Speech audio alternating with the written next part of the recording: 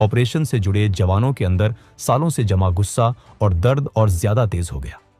यह सिर्फ एक टारगेट नहीं था, बल्कि उन लोगों का ठिकाना था जिन्होंने पूरे देश को दहला दिया था। बिना समय गवाए मिसाइल्स और बॉम्ब्स ने पाकिस्तान एयर डिफेंस रेडर से बचते हुए मरकाजी तैयबा पर हमला किया।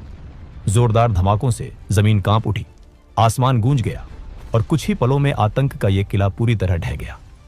इन हमलों के साथ भारत पाकिस्तान में चल रहे 8 बड़े आतंकी ठिकानों को खत्म कर चुका था, लेकिन अभी एक सबसे बड़ा और खतरनाक अड्डा बाकी था। यह जैश ए मोहम्मद का मेन स्ट्रॉन्ग होल्ड था, जो बॉर्डर से करीब 100 किलोमीटर दूर पाकिस्तान के पंजाब प्रांत के बहावलपुर में मौजूद था। इस कैंप का नाम था मरकाज सुभान अल्लाह, जो जैश ए मोहम्मद का हेडक्वार्टर था। यही वो जगह थी जहां जैश का चीफ मौलाना मसूद अजहर पैदा हुआ था और यहीं से उसने अपने टेरर ऑर्गेनाइजेशन की नींव रखी थी।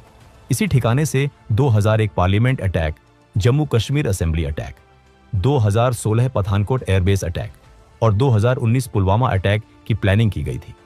इन हमलों में मारे गए लोगों को सच्ची श्रद्धांजलि देने के लिए इंडिया ने इस टेरर हब पर ब्राह्मोस मिसाइल दागी।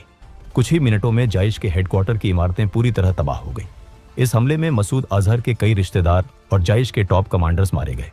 रात करीब 1:05 पर शुरू हुआ यह ऑपरेशन सिर्फ 25 मिनट में खत्म हो गया। इस दौरान आतंक के कुल 9 बड़े ठिकाने पूरी तरह नष्ट कर दिए गए और 100 से ज्यादा आतंकवादी मारे गए।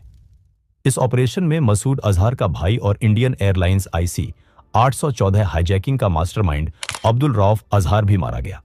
इसके अलावा उसके 2 साले और जैश के सीनियर कमांडर्स मोहम्मद यूसुफ अजहर और हफीज मोहम्मद जमील भी इस हमले में ढेर हो गए। इसके अलावा लश्कर ए तैयबा के 2 बड़े कमांडर खालिद और मुदस्सर खादियान खास भी मारे गए।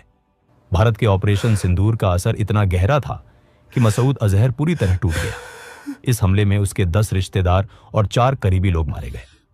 हालात ऐसे हो गए कि उसने ये तक कह दिया कि काश वो भी उनके साथ मारा गया होता। इस पूरे घटनाक्रम में एक खास बात यह रही कि भारत के ऑपरेशन से करीब 3 घंटे पहले पाकिस्तानी वायुसेना ने सोशल मीडिया प्लेटफॉर्म X पर भारत का मजाक उड़ाते हुए एक पोस्ट डाली थी। उसमें लिखा था, शांति से सो जाओ क्योंकि PF जाग रही है। लेकिन इसके 3 घंटे बाद ही भारत ने पाकिस्तान के आतंकी ठिकानों पर हमला कर उन्हें पूरी तरह तबाह कर दिया और पाकिस्तान को असली मायनों में जगा दिया। ऑपरेशन की सफलता के कुछ ही घंटों बाद 7 मई की दोपहर को भारत सरकार ने एक प्रेस कॉन्फ्रेंस की। इस मंच पर फॉरेन सेक्रेटरी विक्रम मिस्री, भारतीय वायुसेना की विंग कमांडर व्योमिका सिंह और भारतीय सेना की कर्नल सोफिया कुरैशी मौजूद थीं। ये कोई सामान्य प्रेस कॉन्फ्रेंस नहीं थी, बल्कि आतंकवाद के खिलाफ भारत का एक मजबूत और प्रतीकात्मक संदेश था। ये संदेश